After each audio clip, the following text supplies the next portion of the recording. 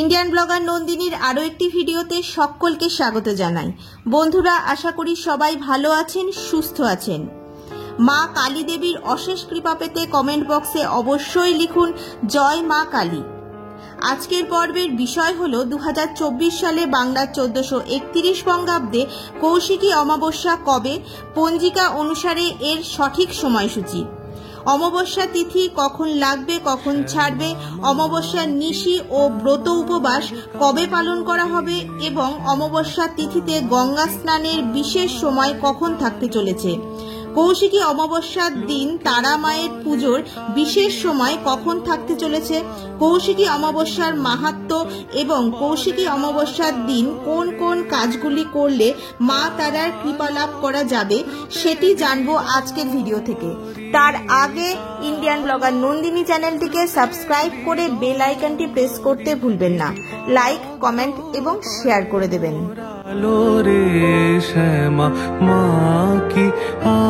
ভাদ্র মাসের এই অমাবস্যা তিথিতেই ধরাধামে অবতীর্ণ হয়েছিলেন দেবী তারামা। তাই তন্ত্রমতে এই অমাবস্যা রাত্রিকে তারা রাত্রিও বলা হয়।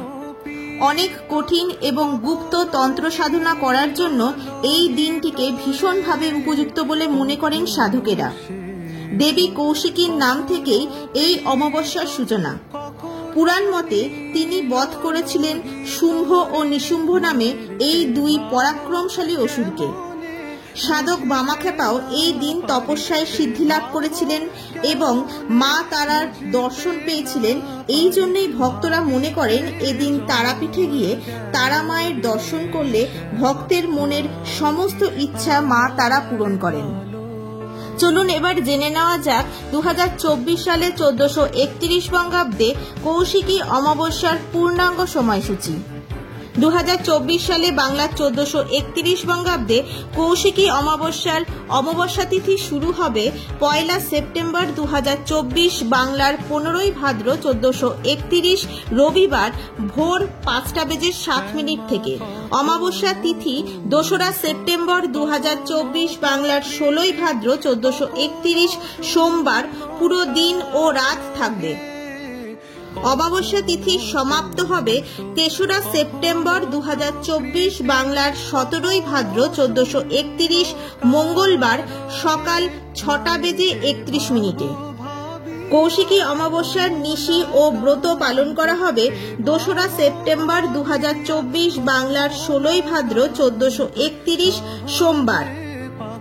কৌশিকী অমাবস্যার দিন মা তারার পূজার বিশেষ সময় থাকতে চলেছে 2 সেপ্টেম্বর 2024 বাংলার 16 ভাদ্র 1431 সোমবার রাত 9টার পর থেকে।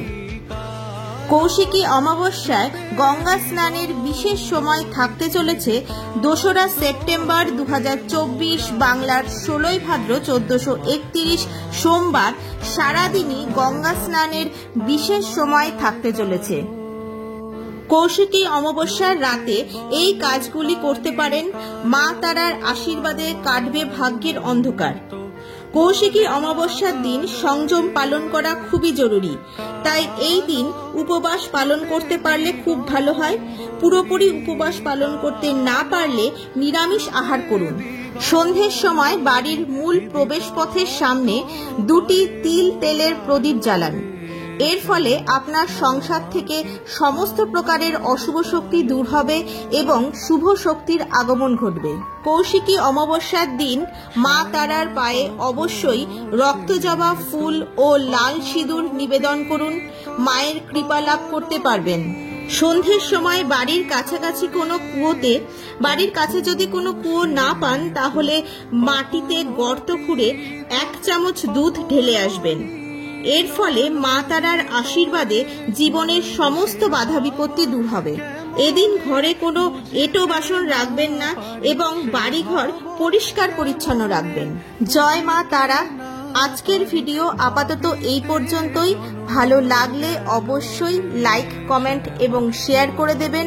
আমার ভিডিওর নোটিফিকেশন সবার আগে পেতে অবশ্যই নোটিফিকেশন বেলটি অন করে রাখতে ভুলবেন না। সবাই খুব ভালো থাকবেন, সুস্থ থাকবেন। দেখা হচ্ছে আবার পরবর্তী ভিডিও।